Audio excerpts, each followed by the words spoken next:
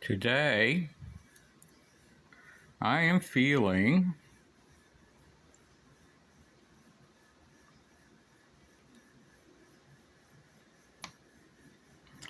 I am feeling anxious.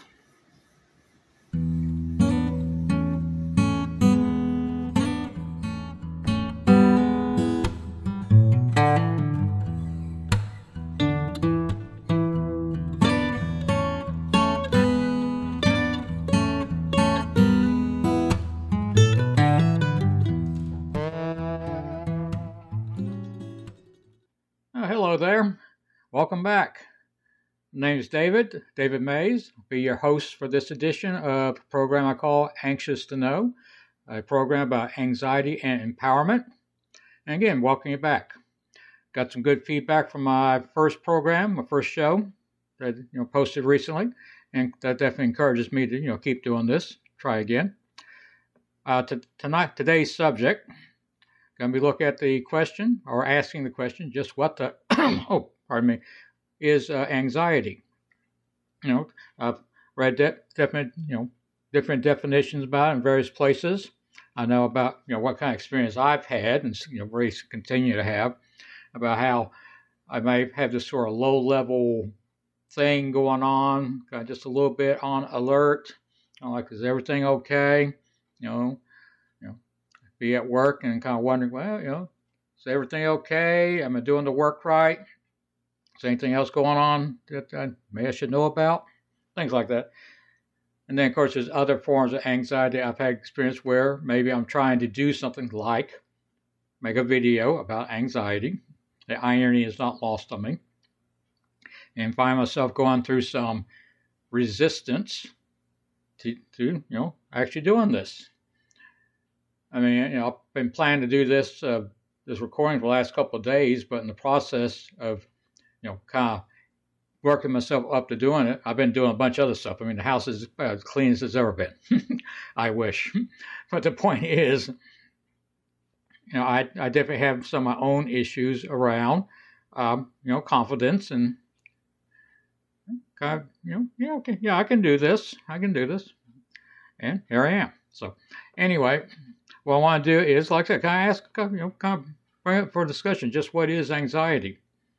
I mean, it can be, the physical sensations, like I said, a little tightness, in the body, a little tightness, say, in the stomach or other places. Maybe the breath comes a little more rapid, and, blood pressure can go up a little bit.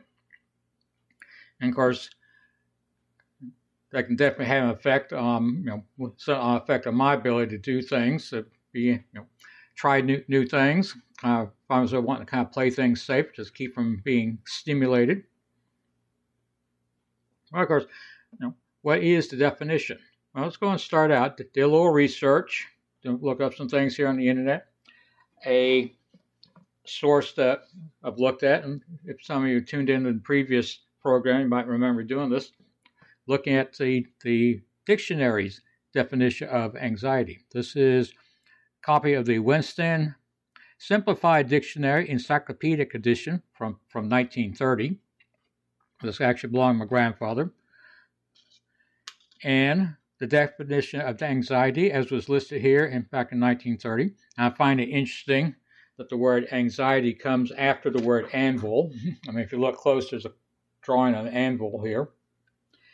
And the encyclopedia, the dictionary says, and I quote, anxiety, a condition of mental uneasiness arising from fear or distress, especially concerning possible misfortune or some uncertain future event or concern.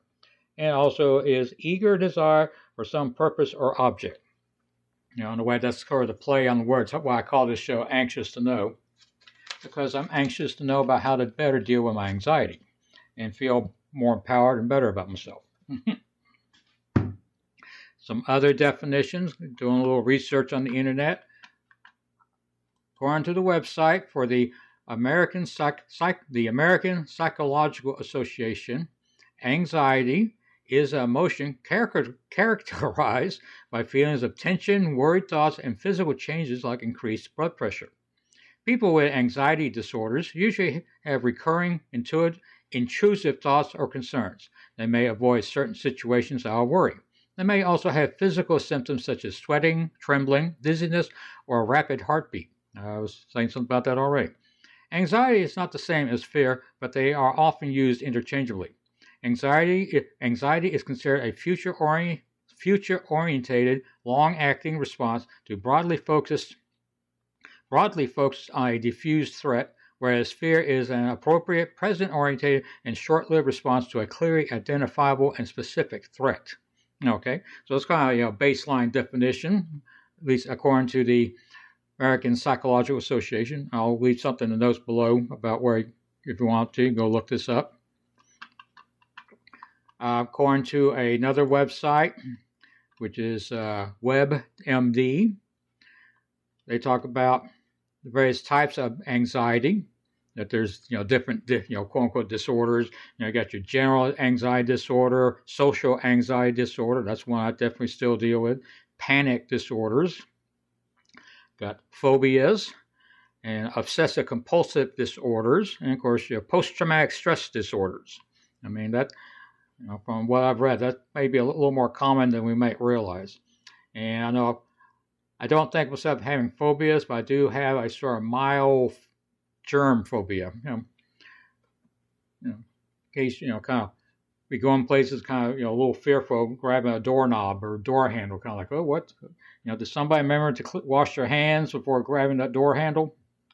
Of course, another situation I don't give a second thought. Anyway, and another source talking about anxiety comes from Anxiety Canada. There's a website called Anxiety Canada. I don't think that means the whole country of Canada is anxious, but they do have their own website. And they, again, asking the question, they literally ask the question here, what is anxiety? And the answer is, why is it important to learn about anxiety?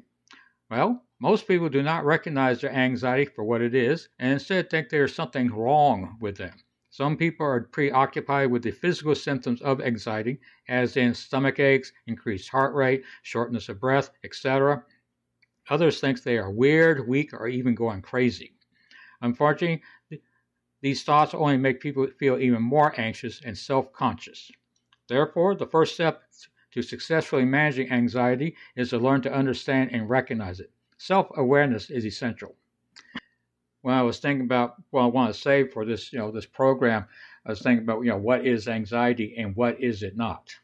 I mean, anxiety is a condition that some of us deal with, but that's not a defect.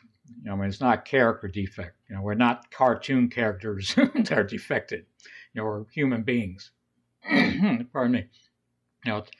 Some of us may have issues like, maybe issues, brain chemistry, how the brain is wired, other issues, physical issues that can kind of exaggerate the condition. I mean, some people, I think I put myself in this category, maybe just a little sensitive, and therefore might make us a little more, prone to, being a little anxious. Kind of be, and kind of the analogy is you got a smoke detector in the house and it's a little sensitive, so every time you try to cook something, you just get just a little bit of smoke coming off the whatever you're cooking, and the smoke alarm goes off, even though everything's otherwise fine. So at least part of the process, I say, of learning how to deal with anxiety, and of course, being more empowered, of course, is kind of learning, get a sense of what's going on, when maybe I'm being, speaking of myself, I'm being maybe a little sensitive, otherwise everything's fine. But anyway, another source, a definition that I like. I'm a fan of a gentleman, Dr. Russell Kennedy. Here's his book, calls it Anxiety RX. You can find this book helpful. And he talks about, in the book, he talks about his own experience with anxiety. But he gives his own definition of anxiety that I think is helpful. And it goes like this. Okay, start out. Paragraph here, he says, in this book, I want to help you renew your perception and look at yourself and your anxiety in a completely new way. It is what saved my life and just might save yours. Okay, and then he jumps down to about saying, okay, here's a new definition of anxiety. So here it goes. Are you ready for a consistent and predictable definition? Please stay with me as your quality of life depends on it. And he then says, and I quote, anxiety is a thinking process of the mind. That's it. Ready for another revelation? Anxiety is not painful. Of course, my own thought is, what do you mean it's not painful? What's all this discomfort and muscle cramps and other stuff going on that I, experience? Well, he gets into more detail about kind of the difference between, what is anxiety, and talks about how what the things we may be experiencing in our bodies is actually not really anxiety, quote unquote, but is alarm. Again, the analogy of the smoke alarm. The smoke alarm is doing its job of saying, hey, there's smoke here. And then the person that's hearing the alarm gets to go look and say, okay, is the smoke due to, something's cooking on a stove, or do you need to call the fire department? Things like that. Let's see. Okay, he says, it may surprise you, it may even cause you to doubt my credibility. If you feel resistance to this concept of anxiety being a painless thought process, let me assure you that making this distinction has allowed me and many others to heal from chronic, relentless, persistent, worrisome, or fear-inducing thoughts. Now, quite simply, anxiety itself doesn't hurt. The painful part comes from anxiety's evil twin, alarm. Again, talking about alarm. And I would tell you that you are confusing anxiety, the process that produces potentially fearful thoughts in your mind, with a painful feeling in your body. The thoughts themselves are not painful, just as the brain itself has no pain sensation. Okay? And that anxious thoughts are equally painless. And again, you ask, then why does anxiety feel so uncomfortable? Again, we're back to the body sensations.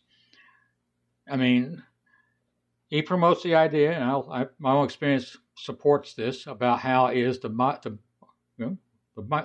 body remembers experiences we had, especially as a kid, where something happened where, we weren't able to process it at the time.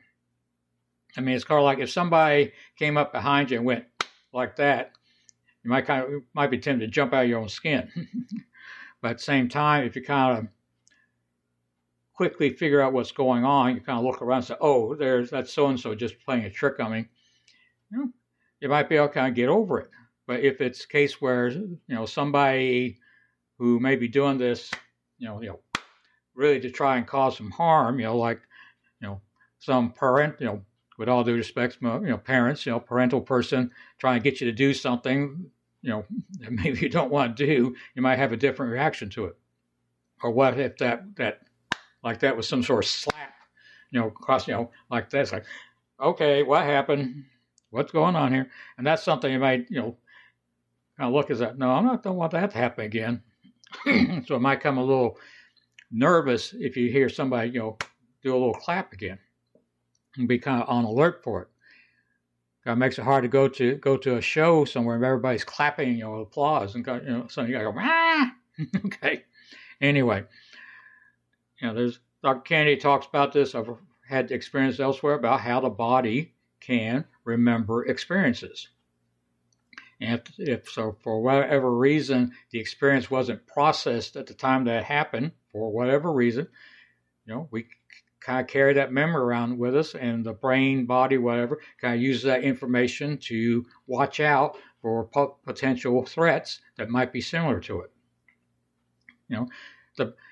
As bad as my anxiety can be, it basically means my body, brain, whatever is actually doing its job. Maybe it's doing it a little too well, but it's still doing it. The fact that I'm here talking to you means that it apparently worked. I'm still alive. Still got still moving around doing things.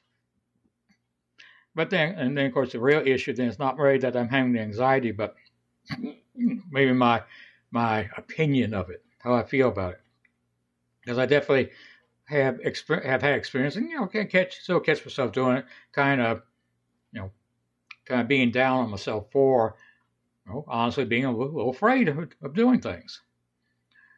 I mean, again, I'm doing this video, and it's something I've been wanting to do. Here I am doing it. I've had to deal with some kind of push-pull, pushing back and forth stuff going on in my psyche, And there's something in me that says, hey, let's go make this video. It'll be fun, exciting, and get to help people and get to, be a kind of do my little short song and dance routine. But then there's another part that says, I'm not sure about this. We've tried something like this before and it didn't work, or somebody said it wasn't any good. Somebody made fun of us, or, so we basically got ignored or whatever. And of course, out of desire not to get hurt again, just kind of, okay, got to hold back. But then that holding back is in conflict with a partner who wants to, hey, let's go do it. Let's go do it. And again, got this thing going on. Definitely confusing. And of course, I've been doing my own personal work, to deal with that. I mean, there wasn't that long ago. It would have taken a lot more effort to do this than I'm, doing now. So it's like, give me some due. You're doing good, man. And of course, part of the idea of doing this show is, of course, I could encourage other people. Hey, we can do it. Okay, we have the ability, and tools are available to deal with anxiety, depression, whatever else is going on. We're not hopeless. Hope is here. We can do it. Just may take some work. May take a little bit of being self-care, self-compassion. Doing what we need to do to forgive ourselves, be nice, whatever. At least for me, kind of, I still catch myself maybe, treating myself a way that apparently I felt treated, which is a kind of, hey, push it, get going. So I'm handling, for me, it's a case of slowing down, paying attention, and being a little more nurturing. And again, as a guy, as a male, that's not the message that I received as a kid. I was kind of told you must, be strong and, push ahead. Well, yes, sometimes that works. Other times it's like, let's just slow down and be a little more nurturing. That's got that kind of thing. Anyway, quick thing. Again, talking about what is anxiety. The thought occurred to me, of course, what's the difference between anxiety and, say, depression? And we're talking about, again, what is anxiety and what is it not? Well, again, going back to the website WebMD, they got a page here talking about, says here, depression versus anxiety. Which one do I have? And going by what they talk about, it is possible to have both. I mean, personally, I don't feel like I've ever really had to deal with depression. Not to say I've never been depressed, but at least as I hear them saying here on this webpage, that's something, well, I'm going to be honest, I'm grateful I don't have to deal with. The anxiety is bad enough. I mean, the anxiety can be depressing. But again, from what I'm reading, there is a difference. Now, in the long goal, my long-term goal for the show is that anxiety is probably the main focus. Again, how to be empowered. But in the longer, bigger scheme of things, I can see myself, maybe doing research on and talking about depression, or maybe talking to some people who know more about it than I do. Kind of do a little interview, and of course help people. Maybe dealing with depression too. Again, ultimately, I want to help people be empowered. Anyway, talking about what the difference is. Quick thing, it says here under WebMD's web page, anxiety and depression are types of mood disorders. Among things, depression causes feelings of sadness, hopelessness, and reduced energy, and anxiety creates feelings of nervousness, worry, or dread. Although the two conditions are different, you can have both at the same time. Agitation and restlessness can be symptoms of both depression and anxiety.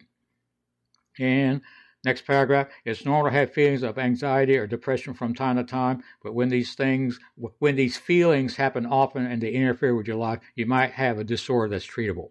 Okay. Something I read once is made a difference between anxiety and depression is anxiety seems to be having issues with the future, whereas depression has issues with the past. So anyway, like I said, that's kind of what's going on. Again, future shows, look in more details in the things, again, my own experiences with anxiety and things I've been doing to deal with, and long-term plans. Maybe talk to them. Heck, like maybe sit down and talk to somebody, interview someone, see what comes up. Well, I think that the good news, though, is there's not, in a way, there's nothing new here. I mean, reading Dr. Kennedy's work, one of the reasons I can relate and connect with what he talks about is I've heard it elsewhere. He's not inventing something completely new. He himself, in his book, talks about people who have influenced him. He talked about the body keeps the score, and actually, it's a book by that name. The body remembers. We have body memories. I mean, maybe not literally, but if I'm having experience, I'm not, say again, wanting to make these videos. I'm not thinking to myself, oh, I'm worried I may not be able to do it. Okay, not sure I can make the camera work. No, I'm feeling it. I'm feeling a kind of resistance. It's because I don't want to do this, or but I'm coming from a standpoint of maybe a 4-year-old who, I don't know, had some experience where, I guess, tried to do something, it didn't work out, and somehow got picked on about it, or got hurt or something, and so again, something in me said, I don't want to do that again. But again, give myself my due. Here I am, doing my thing, reaching out, sharing my experience, and hopefully helping you all to dig a little deeper and kind of connect with our goal, with our goodness, to be empowered. To move from that place of I can't to I can, and do it in a good way. I mean, I have has experience studying some people who motivational speakers, people like that, who again to me kind of do this, come on, push, you can do it. And of course, my experience is I kind of something in me wants to just tighten down and say, no, I don't want to. Again, that may be my interpretation or my experience of something I remember as a kid, where again I felt pushed before I was ready to go. So that part of the process is leading, or teaching myself, and hopefully help you all do, instead of pushing, to kind of just lead, a gentle, leading along. Because I mean, that part of me, that's that part for me, which is being defensive. It's not doing it out to be mean or anything like that. It's trying to take care of us. It's saying, hey, I need to be careful here. We need to take care of ourselves. And like I say, give ourselves that credit. The anxiety is not our enemy. Even talking about depression, it's not really an enemy. It's the body, the brain, whatever, doing its job. And again, maybe we just were, some of us are just a little more sensitive than others, or we've all had experiences, especially as a kid, of stuff happening which we weren't able to process at the time. But it's never too late to process it. It may feel uncomfortable, it may be a little messy, but it can be done. So anyway, let's go ahead and bring this to a close. I hope you found this informative, entertaining, and inspiring. I've got some plans for more shows, and get the next one out as soon as I can. So in the meantime, again, you folks have a good day. Be sure to like and subscribe. If you like, leave a comment down below. I get a little conversation going. I get a little community going here. And with that, again, we'll hope to talk to you soon. You all have a good day. Okay, bye.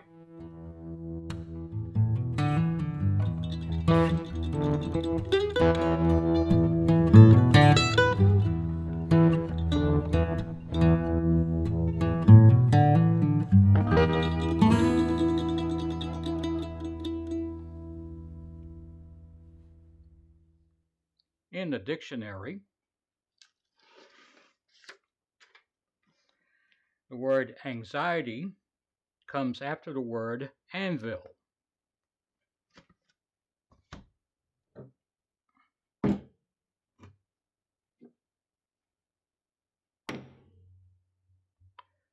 A coincidence?